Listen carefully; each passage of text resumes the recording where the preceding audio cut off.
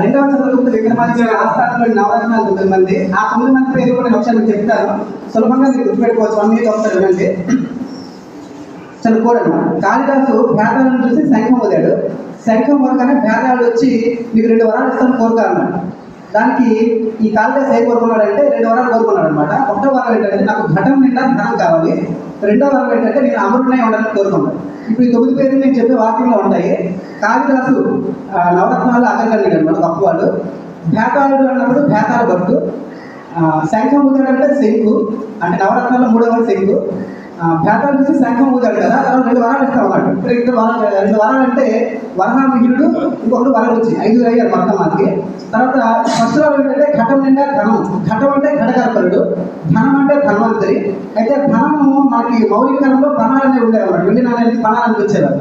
పణ అంటే క్షపణీయుడు అని గుర్తుపెట్టుకోవచ్చు. లాస్ట్ 2వ వరం అంటే అమరుడు అన్నారు కదా, అమరసింహుడు అనమాట. ఈ 9 మంది కూడా నవరత్నాల పేర్లు అనమాట. ఈ రకంగా గుర్తుపెట్టుకోవచ్చు.